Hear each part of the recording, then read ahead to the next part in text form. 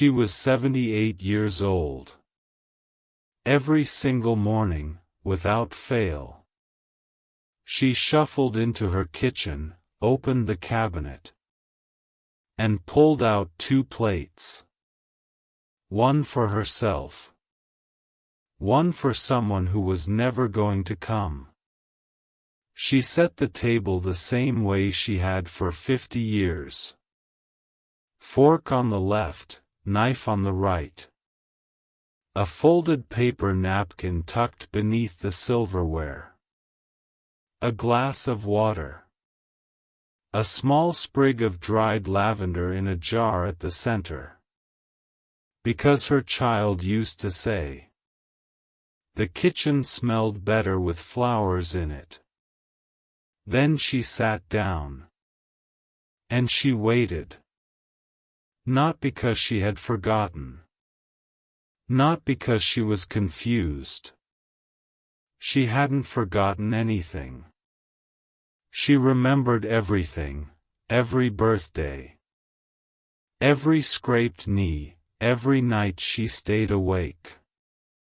Because a small body was running a fever. She remembered the exact weight of a sleeping child in her arms. And the sound of little feet on hardwood floors.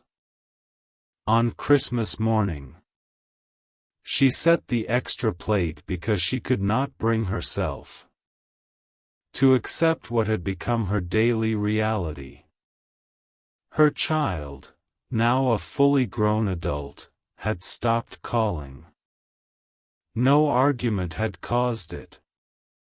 No dramatic falling out. No final, shattering confrontation. Just silence. One missed call that became 2. 2 that became a week. A week that became a month.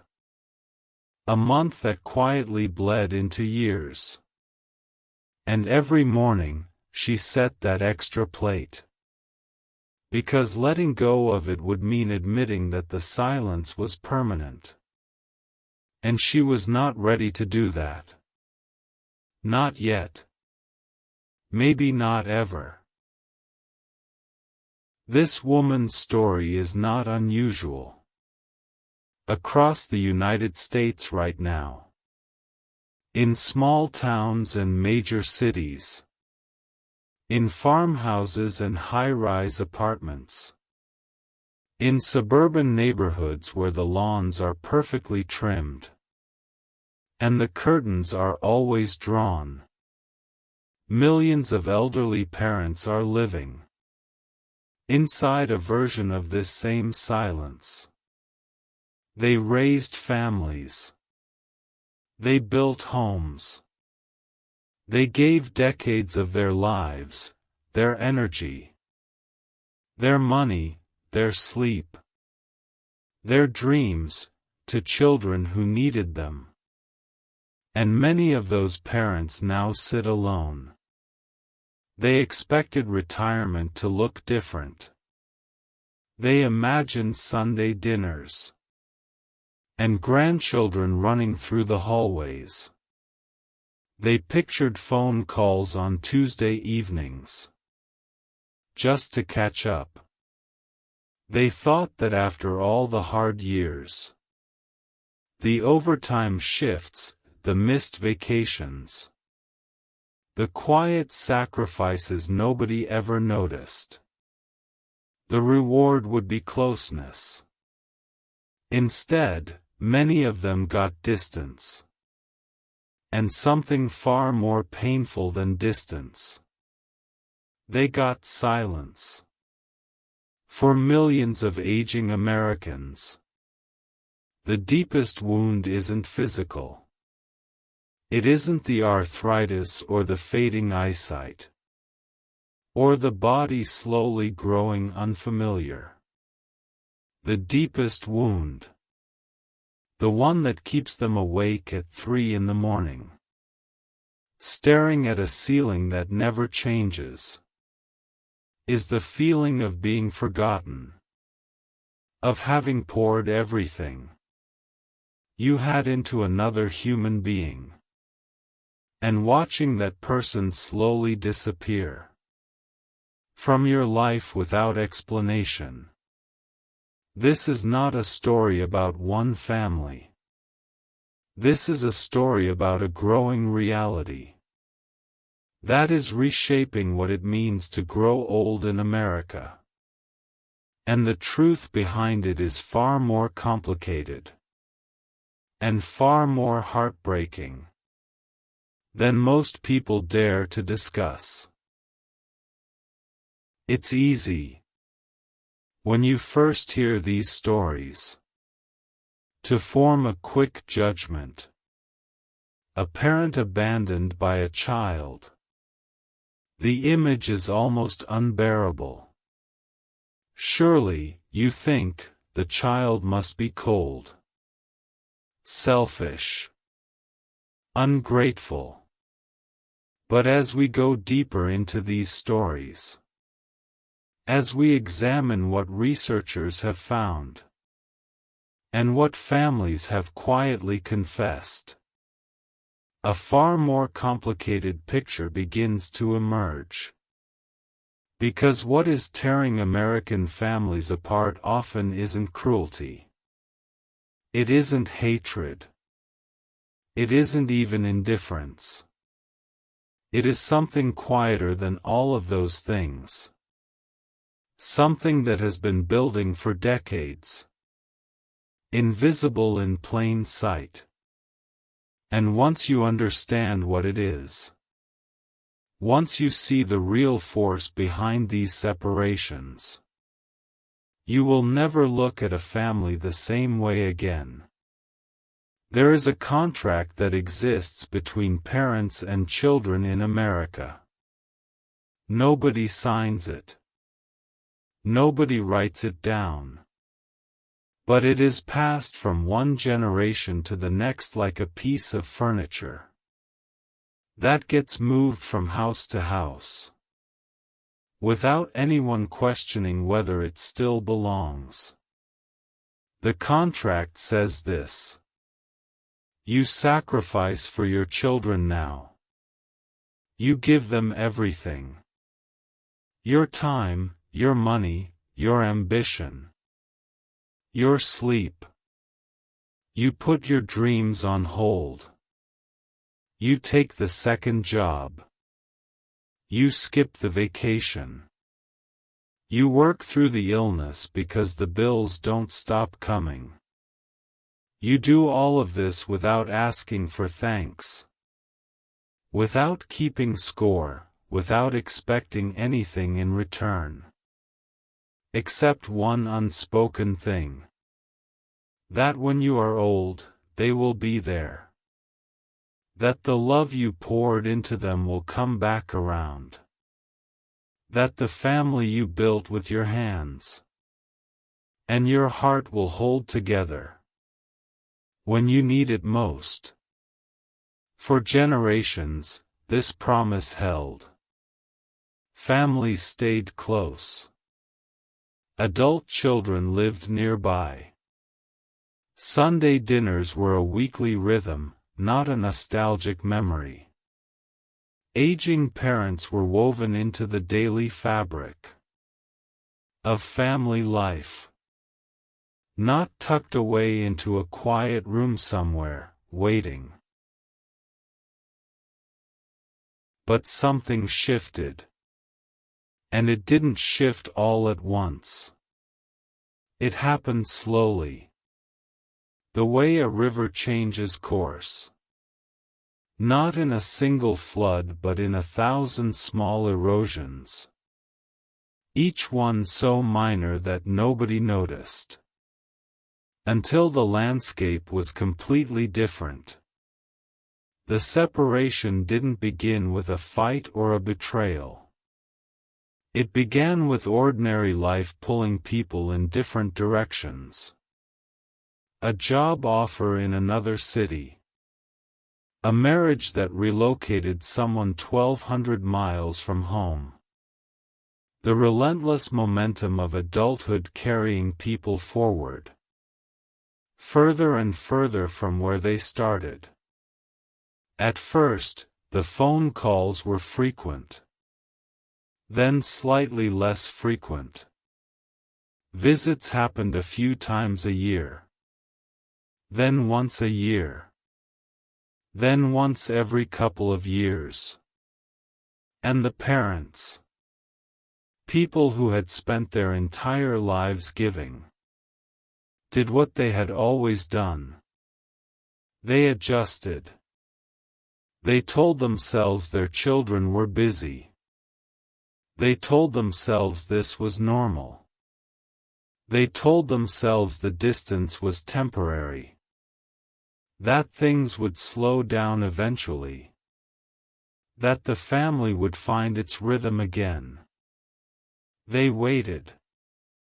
And waited. And waited. Until one day, without either side noticing the exact moment it happened, the waiting became the relationship. The extra plate on the breakfast table. The phone charged and sitting beside the armchair. The birthday card sent to an address that never sent one back.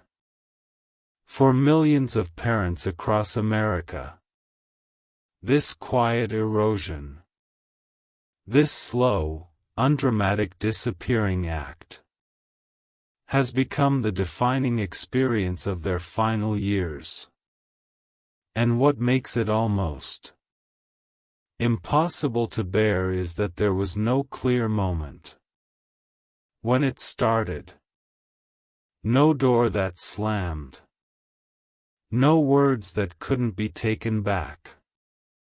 Just the slow, invisible drift. A missed call that became a pattern. A pattern that became a silence. A silence that became a life.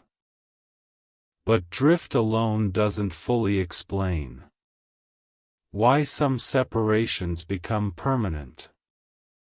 What happens next in these families reveals something that most people are deeply uncomfortable talking about. Researchers who study family relationships have given it a name: family estrangement. And what their findings reveal is quietly shocking.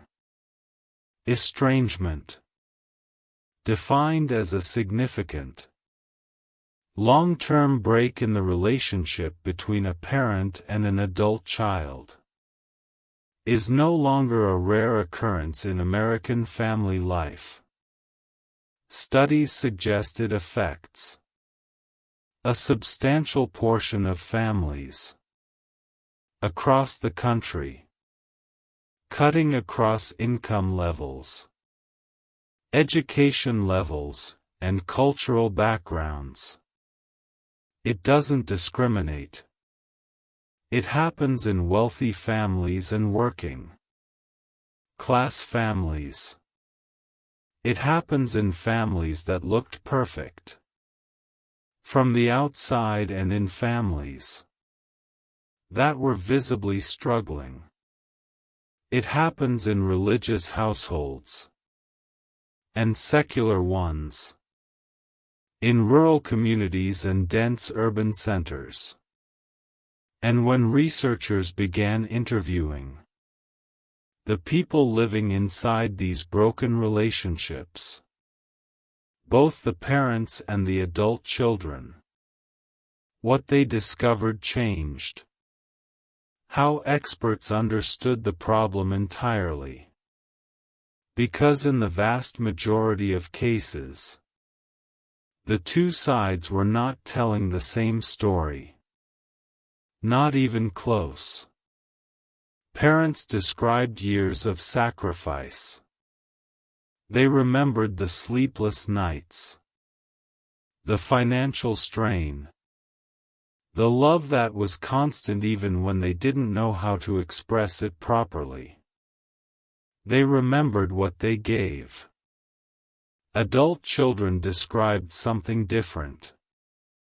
They remembered pressure. Criticism that was never balanced with praise. Emotional needs that went unmet. A household where love was present but conditional. Where approval had to be earned. Where vulnerability wasn't safe. Where old wounds were never properly cleaned. Just covered over and left to fester quietly beneath the surface.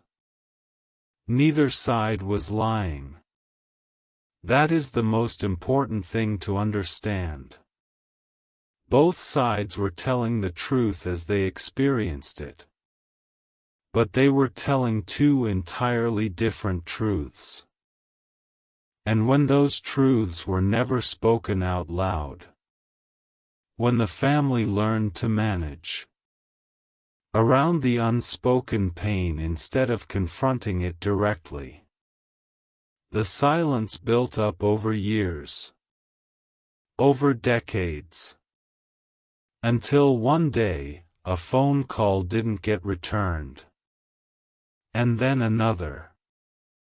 And then the space between them grew so wide that neither side knew how to cross it anymore. Therapists who specialize in family estrangement describe a pattern they see again and again. One person feels that addressing the problem would be too painful, too destabilizing, too risky. So they avoid. The other person interprets the avoidance as rejection and retreats further. And a cycle begins that can continue for years. Sometimes for the rest of a lifetime. In some cases, the original wound is serious. Abuse. Addiction. Deep, unresolved trauma that one side carried alone for years before deciding to protect themselves by stepping away. But in a surprising number of cases, the wound is smaller than that. An argument that was never resolved. A parent who showed love through control and never understood why their child didn't feel free. A child who left home carrying resentment. They never had the words to articulate. Differences in values.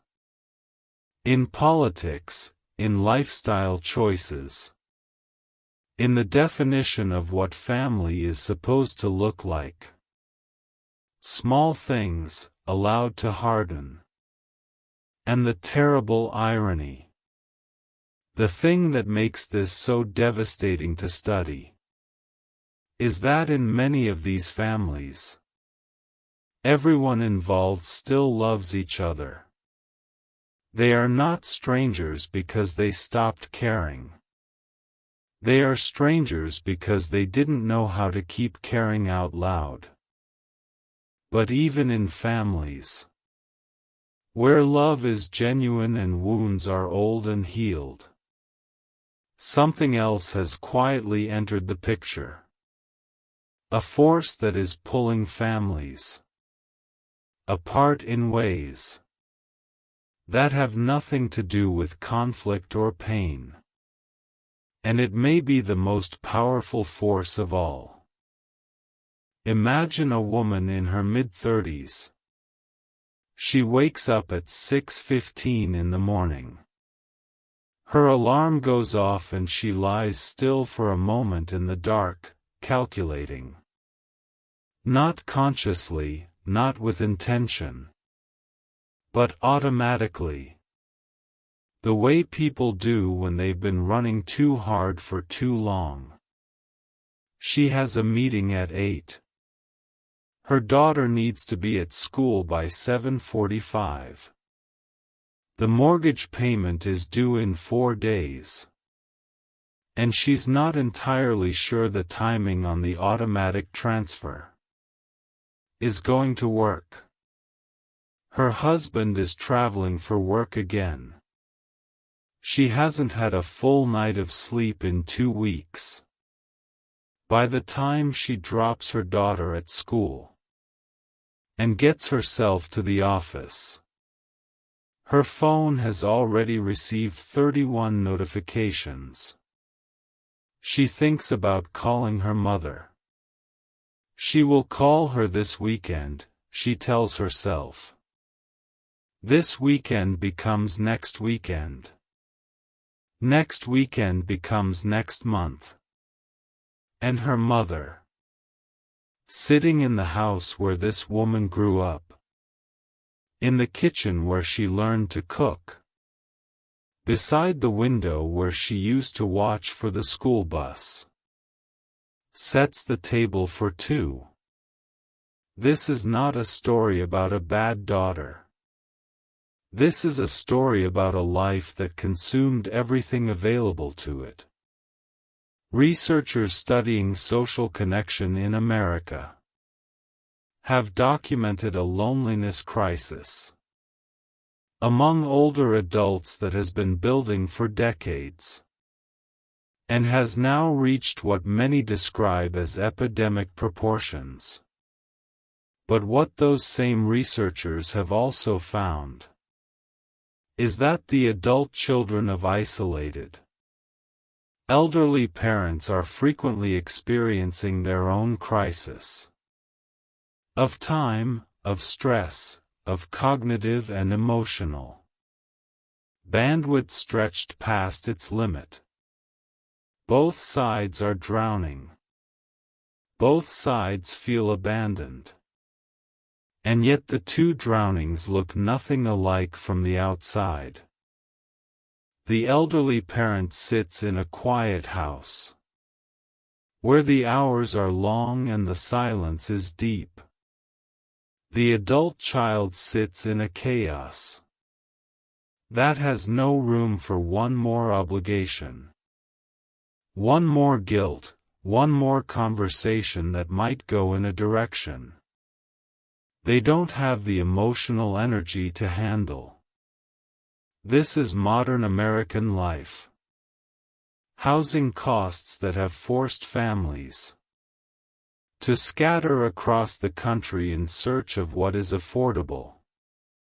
Student debt that delays every life milestone and drains every spare dollar. Careers that demand constant availability. Childcare that consumes entire paychecks. A culture that glorifies productivity and pathologizes rest.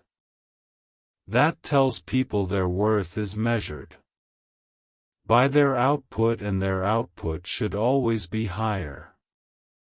In this environment, the phone call home becomes something to feel guilty about not making, rather than something that simply happens naturally. The guilt itself becomes a barrier, because calling means having to explain why you haven't called, which means having a hard conversation, which means opening a door to a dynamic that might demand more than you have to give right now. So you don't call. You mean to. You genuinely, sincerely mean to. But the day ends. The week ends. The month ends. And the mother sets the table for 2. The gap between intention and action is where so many family relationships go to quietly die. Not killed by cruelty. Not killed by hatred or indifference or betrayal. Killed by the ordinary, relentless, suffocating demands of a life that never slows down long enough to let people be fully present with the people who need them most. And what makes this particular grief so hard To mourn is that nobody meant for it to happen. Nobody chose this. It just became the shape of things. And now, on both ends of the silence, two people are living inside the consequences of 1,000 small choices that none of them fully understood they were making. But there is a moment in the lives of parents who have been living inside this silence long enough, when something shifts, when the waiting stops feeling like waiting, and starts feeling like something else entirely, something far more difficult to sit with. Loneliness, researchers will tell you, is not simply the state of being alone. That distinction matters. A person can be surrounded by people and be profoundly lonely. A person can be physically alone, can spend an entire day without seeing another human face, and feel entirely at peace. Loneliness, in its clinical definition, is the painful gap between the social connection a person has and the social connection they need. It is the feeling of being unseen, unmissed, unremarkable to the people who should matter most. And that feeling, held in the body long enough, does not stay psychological. It becomes physical. Researchers studying the long-term health effects of social isolation in older adults have found results that are difficult to absorb. Chronic loneliness is associated with accelerated cognitive decline, with a significantly elevated risk of cardiovascular disease, with compromised immune function, with inflammation markers in the blood that mirror those found in people under severe chronic stress. The scientific literature, stripped of its clinical language, says this: being chronically lonely can shorten your life. And yet for millions of elderly Americans, loneliness is not an occasional condition. It is the permanent landscape of their daily existence. They stop celebrating their birthdays because marking the day alone is worse than ignoring it entirely. They stop decorating for holidays because the decorations make the absence of visitors more visible, not less. They stop cooking real meals because real meals are for people who have someone to share them with. They shrink, not all at once, gradually, the way a fire shrinks when there's nothing left to feed it. They stop going to certain places because those places are full of people who have someone with them and they don't. They stop mentioning their children in conversation because the follow-up questions are too painful to navigate. They stop keeping plants because the act of caring for something that grows feels like a mockery, when everything in their own life is growing smaller. And then, and this is the part that breaks the people who study this phenomenon, they stop expecting things to change. Not because they have given up on their children, but because hope, held for years with nothing to feed it, eventually becomes too expensive to maintain. The phone still sits beside the chair. But the person sitting in the chair has gotten quieter about what they're waiting for. They've learned to live inside the waiting, without letting it show on their face.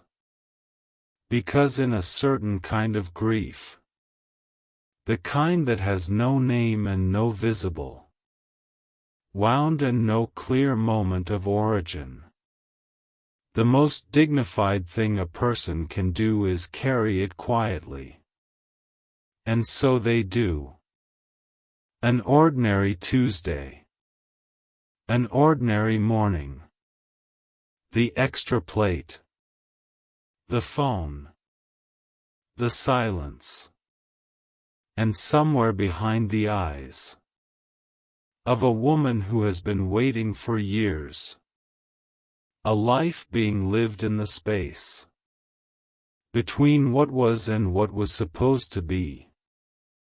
But what happens inside a parent when the waiting has gone on long enough? What the mind does when love is met with nothing, when memory is the only place the relationship still exists, reveals something about human longing so profound that even the researchers who study it find it difficult to discuss without pause. Something happens to parents who have been estranged from their children for long enough. They stop asking where their child went, and they start asking what they did to make them go. This is the turn.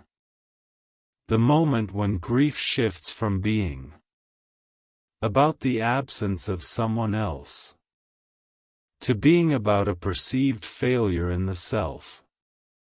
And it is, in many ways, the most psychologically devastating phase of the entire experience. Because the human mind cannot tolerate unanswered questions indefinitely. We are built to find explanations, to organize experience into cause and effect, action and consequence, to make meaning out of what happens to us. And when someone who was central to our life disappears, without a clear reason, when a child stops calling and doesn't explain why and doesn't respond to the messages asking why, the mind begins to fill that void with the only material it has available: its own history, its own memories, its own doubts. A parent who has been living in this silence begins to rewind 50 years of parenting, replayed in fragments, in the middle of the night, in the gaps between one television program and the next, while standing at the kitchen counter making a cup of tea that has gone cold before it gets touched. Was I too strict? I remember that summer when I worked too much. I remember when I said the wrong thing about their choice of partner. I remember the fight we had over money. Years ago now, when I was stressed and said things in a tone I didn't mean. I remember when I pushed too hard. About grades. About career, about the way they were living their life. Pushed because I loved them. Because I was afraid for them.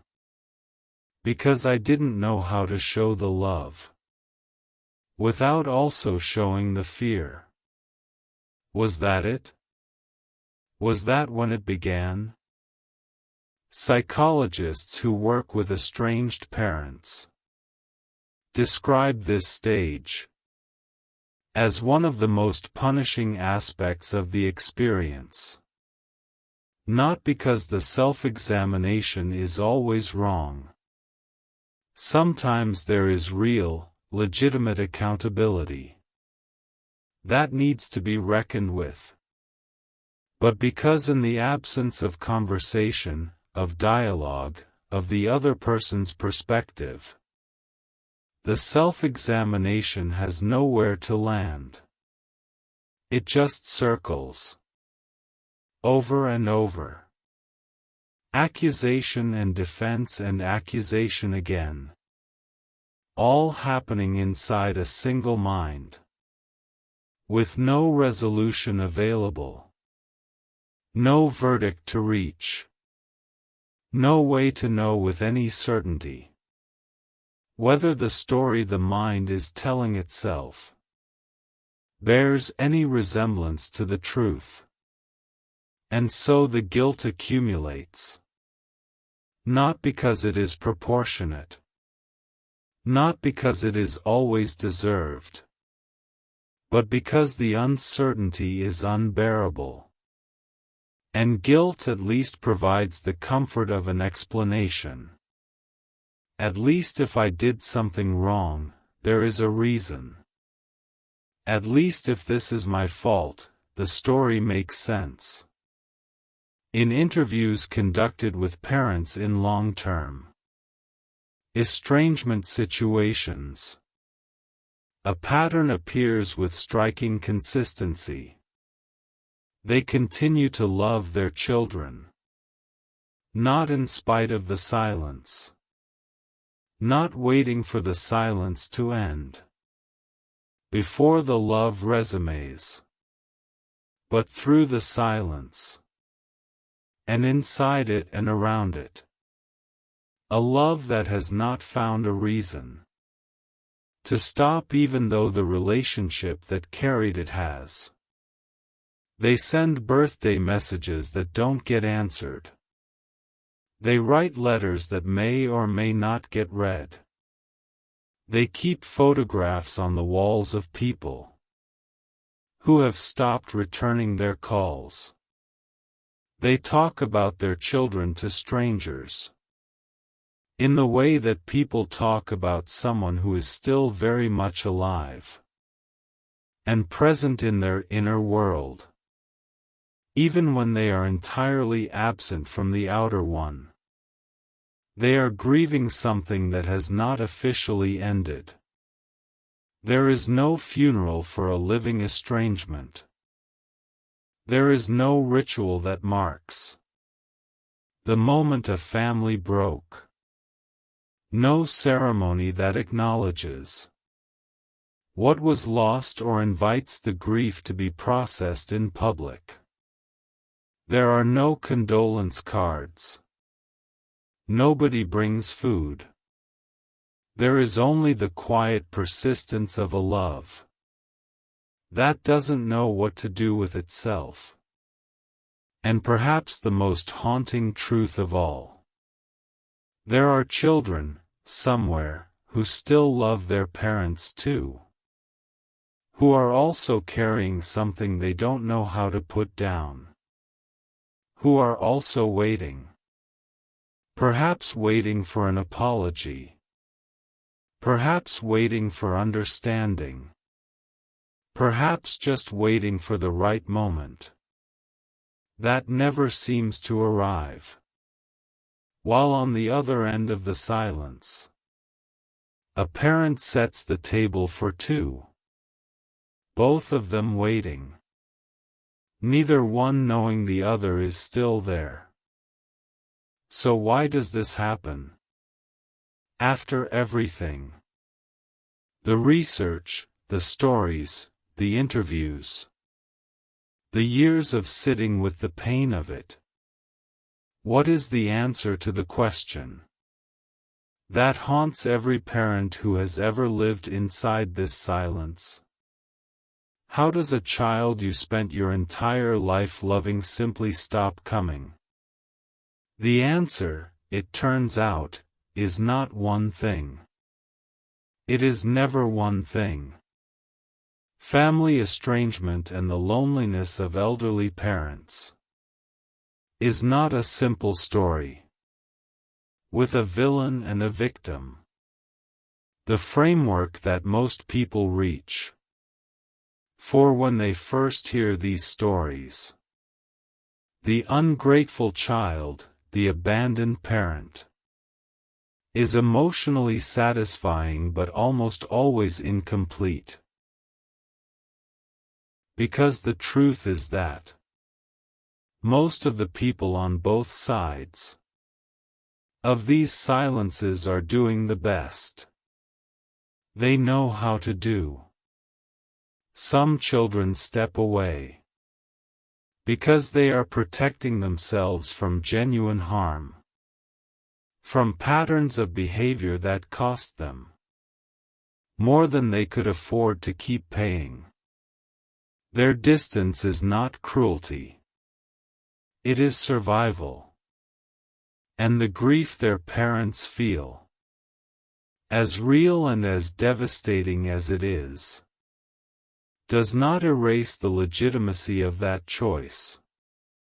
Some children drifted because life swallowed them whole and they never found the moment to swim back. Their absence is not a verdict on how much they love. It is a consequence of a life that never made space for what mattered most until it was too late to find an easy way back. Some families broke because neither side knew how to have the conversation that might have saved them. Because vulnerability was too frightening. Because the first move felt too risky. Because each person was waiting for the other to open the door. And some situations are genuinely more complicated than any simple explanation can hold. Mixtures of old wounds and miscommunication, and pride and fear and love expressed in ways that never landed the way they were intended. None of this makes the suffering of elderly parents less real. Loneliness in old age is one of the most serious and least discussed public health challenges in the United States. Its consequences are measurable. Its causes are complex. And the people living inside it, the ones setting extra places at the table, the ones with the charged phone beside the chair, deserve to have their pain acknowledged, without the conversation being shut down by discomfort. But understanding the full picture also requires acknowledging something uncomfortable. That love, on its own, is not enough to sustain a relationship. That the belief many parents hold, that sacrifice is sufficient.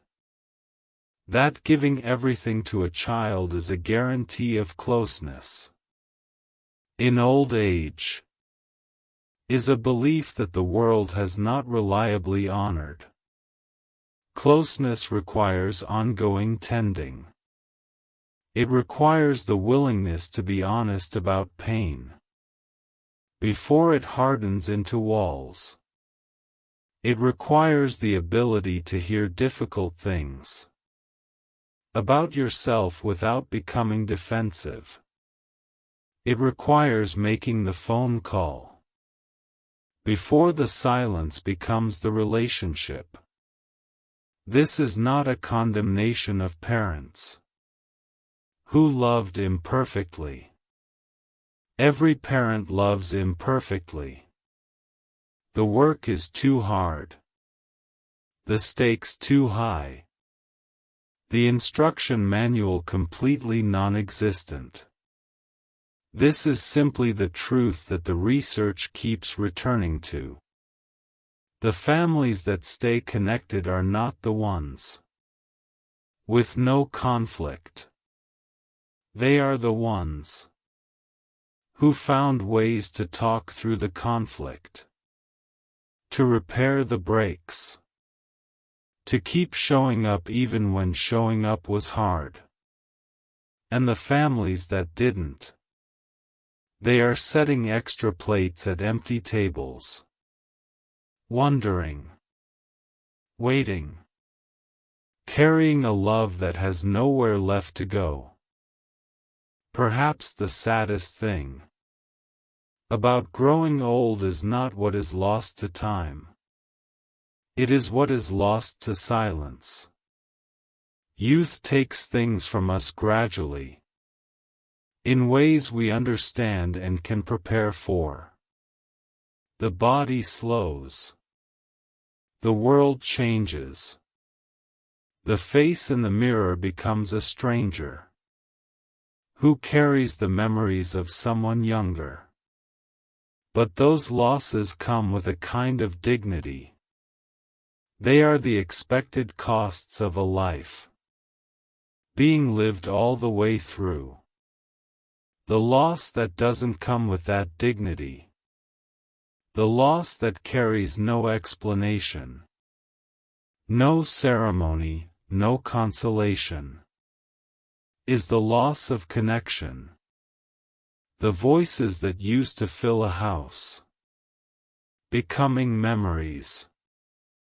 The table that used to be crowded on holidays, now set for one. The phone that sits charged and ready, but doesn't ring with the numbers that matter most.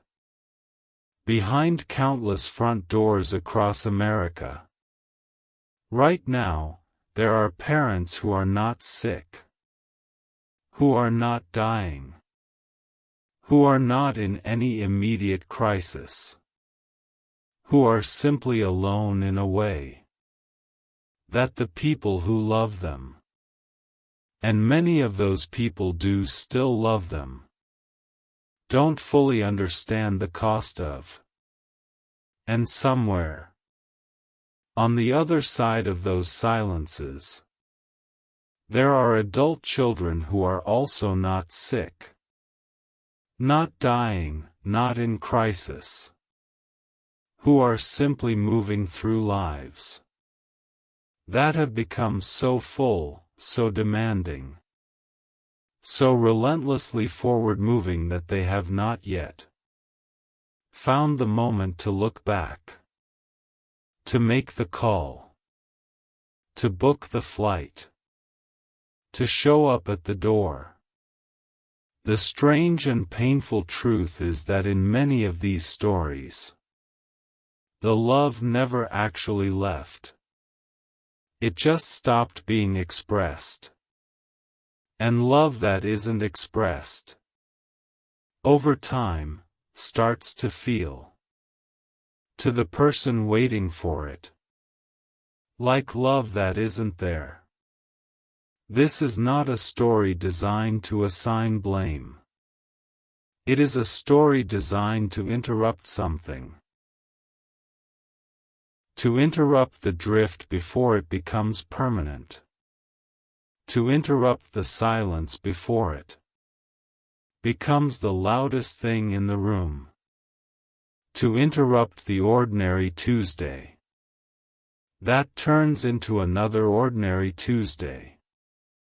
That turns into a year in which a parent sat beside a phone that didn't ring. Because the smallest act of love, the call that takes 10 minutes, the visit that takes a weekend, the conversation that requires nothing more than showing up and being present, is not a small act at all. To a person who has been waiting, it is everything. It is the extra plate finally having a reason to be there. It is the table feeling like a table again instead of an exhibit of absence. It is the proof. The simple, irreplaceable, human proof. That the love was real and it is still there, and you have not been forgotten. Somewhere tonight, in a house that has been quiet for too long, someone is still waiting for that proof. Not for money. Not for grand gestures.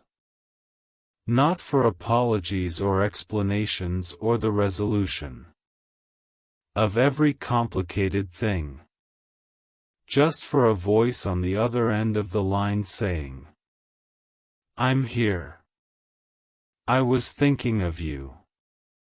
I just wanted to call." The question worth sitting with, the one this story leaves behind, is this: is there someone in your life who is waiting for that call? And what is actually stopping you from making it?